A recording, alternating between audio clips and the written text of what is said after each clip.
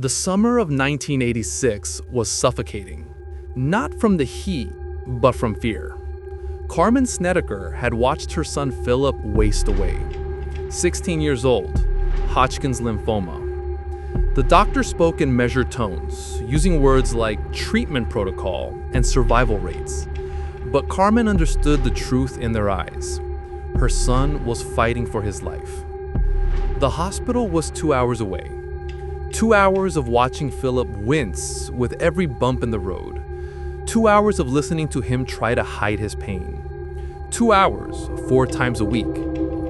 Carmen couldn't do it anymore. Neither could Alan. They made a decision that summer that would change everything. "We're moving," Alan announced one evening. "Closer to the hospital, somewhere Philip doesn't have to suffer through those drives." It was a bold plan. Uprooting a family of 6 during a medical crisis. But desperation has a way of clarifying priorities. They found a house on Meriden Avenue in Southington, Connecticut in late June. It was perfect. 5 bedrooms, 2 bathrooms, spacious, affordable. Close enough to UConn Hospital that Philip could receive treatment without the agonizing car rides. On June 30th, 1986, the Snedeker family signed the lease. Carmen walked through the house that first day, mentally arranging furniture, imagining where life would happen. The kitchen was bright. The living room had good bones. The bedrooms upstairs were cozy. Everything felt right. Everything felt like hope. She didn't go down to the basement. The realtor had mentioned there was one, but the door was blocked by renovation materials. Carmen didn't think twice about it. She had a sick son and a move to orchestrate. A basement didn't matter. 3 days after moving in, Carmen needed to store some boxes. She pushed aside the materials blocking the basement door and descended into darkness. The stairs creaked. The air grew colder with each step down. At the bottom, she turned on the light and froze. The basement was a tomb. Embalming tables, casket display racks, dusty equipment she didn't have names for. And worse, photographs. Images of the deceased, toe tags, personal items, the remnants of death itself, left behind like forgotten ghosts. Carmen's hands trembled. She called the owner immediately. "You didn't tell us," she said, her voice tight. Darryl Kern's response was casual, dismissive. He claimed he had mentioned it. Carmen knew he hadn't. Not during the showing, not in the lease agreement, not at all. The house had been the Holohan funeral home for decades. Dozens of bodies had been prepared for burial in this basement. The Snedeker family had moved into a mortuary. Carmen stood in that basement, surrounded by the equipment of death, and wondered what she had done. That night, she told the family. Alan was unsettled, but practical.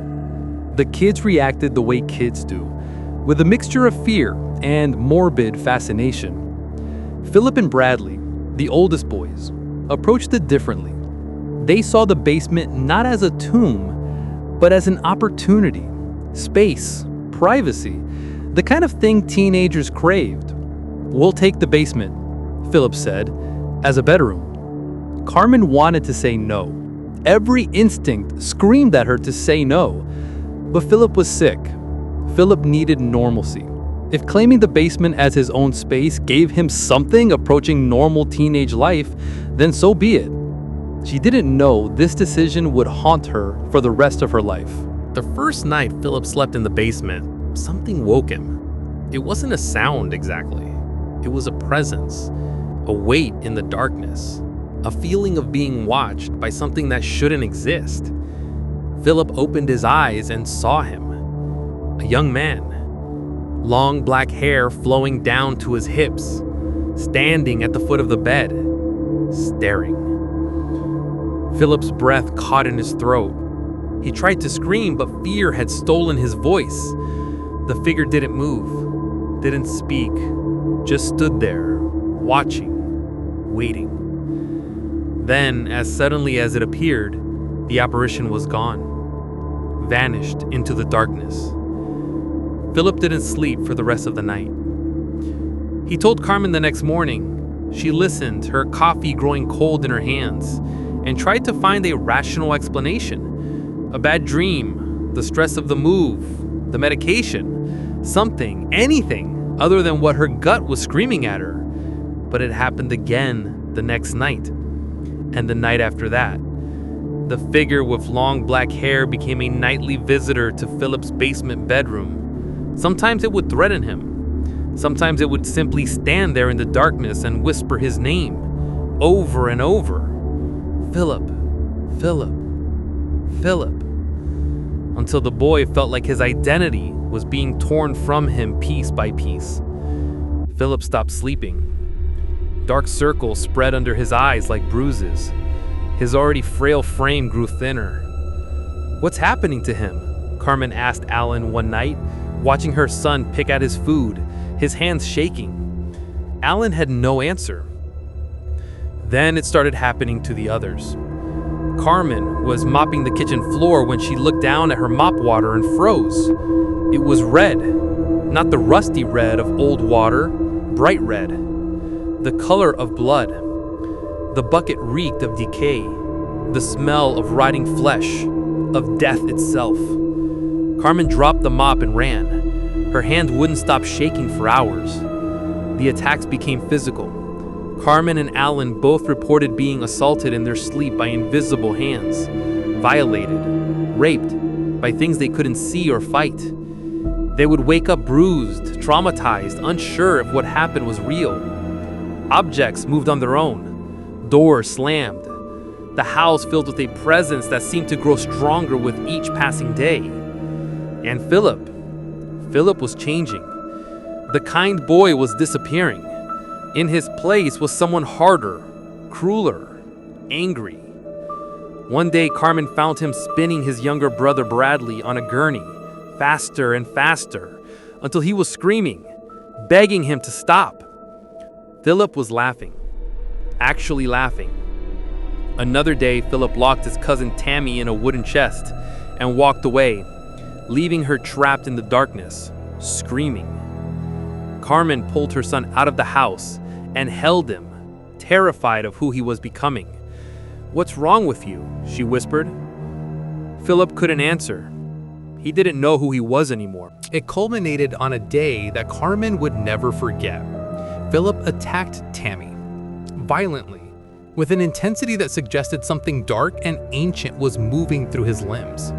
He was admitted to a psychiatric hospital and held for 45 days. The doctors ran tests. They interviewed him.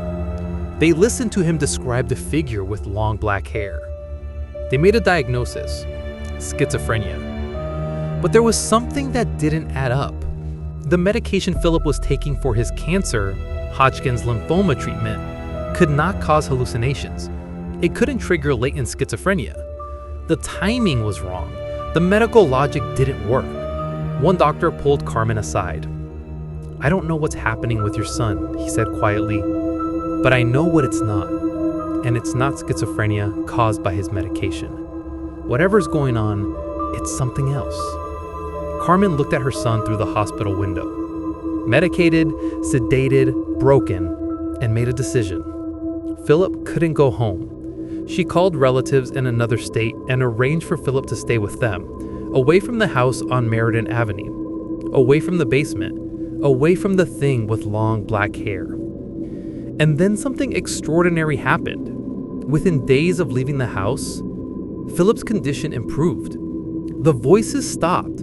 The apparition disappeared. The boy started eating again, sleeping again, becoming himself again. The darkness that had possessed him seemed to lift like a morning fog. Carmen received a phone call from Philip's relatives. "He's better," they said. "He's asking about coming home, but not to that house."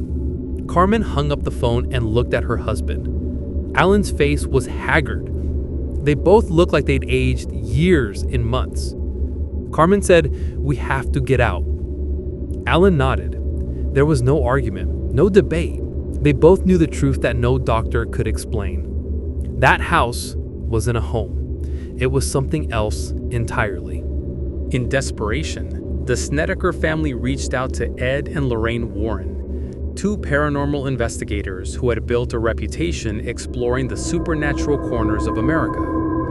The Warrens had investigated hundreds of cases. They had written books. They had encountered things that defied rational explanation. When Ed Warren walked through the house on Meriden Avenue, his expression grew dark. "This is one of the most malevolent entities I have ever encountered," he said quietly. It wasn't haunted, it was possessed. Evil didn't just linger here, it had settled in, made a home of it. The Warrens documented everything. They took photographs, they recorded interviews. They performed their investigation with the gravity of soldiers preparing for war. On September 6, 1988, a priest arrived at the house. He was young, nervous, carrying holy water and prayers that had been spoken for centuries. An exorcism, a ritual to drive out the darkness. The Snedeker family gathered, some on their knees, some standing with their arms wrapped around each other, all of them terrified. The priest began to pray. His voice filled the house. It was steady, commanding, filled with conviction. Latin words that seemed to have weight, gravity, power. Holy water was sprinkled. Rooms were blessed. The priest moved through the house like a warrior pushing back an army of darkness. And then, something shifted. The oppressive weight that had crushed the house for 2 years lifted. The shadows retreated. The cold spots warmed. The air itself seemed to change, become lighter, cleaner. The Snedeker family stood in silence, hardly daring to breathe, almost afraid that any movement would invite the darkness back. But it was gone. The entity had released its grip. Later that year, the Snedeker family packed their belongings and left 208 Meriden Avenue. They didn't look back. They drove away from the Victorian house and never returned. The nightmare was over. Or so they thought. But reality has a cruel twist. In 1992, the Hartford Courant published an article questioning the Snedeker family's story. Daryl Kern, the house's owner, called it a scheme to make money. He pointed out that the paranormal activity seemed to escalate whenever the family was behind on rent. It was convenient, he suggested, almost too convenient. A neighbor named Catherine Altimus came forward. She had watched the family for years. "I saw them outside all the time," she said, laughing, joking. They didn't act like people living in a haunted house. Friends of Philip made similar comments. Philip was a storyteller, a kid who always needed to be the center of attention. How could you trust anything he said? The doubt spread like a stain through the community. By 2009, when a Hollywood film dramatized the Snedeker story, the skepticism had reached fever pitch. The new owners of the house, a couple named Susan and Richard Troda Smith, spoke out publicly. "We've lived in this house for 10 years, Susan said, standing in her living room. "Our house is wonderful. There's nothing wrong with it. This is all Hollywood foolishness. The stories are all ludicrous." She was convinced they had experienced nothing. No hauntings, no paranormal activity, nothing out of the ordinary in a decade of living there. The question that emerged was impossible to answer. Had the Snedeker family lived through a genuine paranormal nightmare, or had they fabricated the entire story? The truth is, we may never know. The Snedeker family maintained their story. They insisted that what happened to them was real, that the terror, the violence, the violation, all of it was genuine. Yet skeptics pointed to inconsistencies, to the convenient timing, to the financial desperation, to the new owner's peaceful experience. The medical evidence was confusing. Philip's schizophrenia diagnosis didn't align with the medication he was taking. Even the doctors acknowledged the medical inconsistency, yet no other explanation fully satisfied.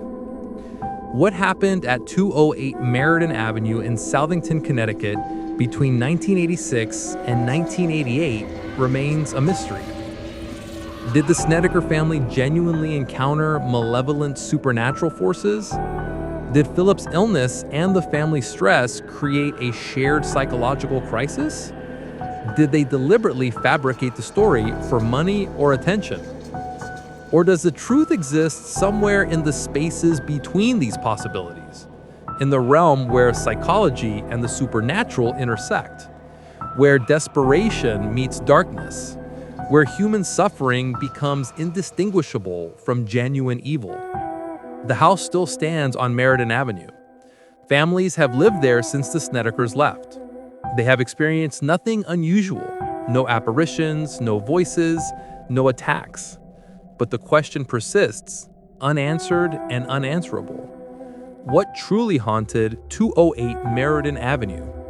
And is it still there, waiting in the darkness of that basement for the next family desperate enough to listen?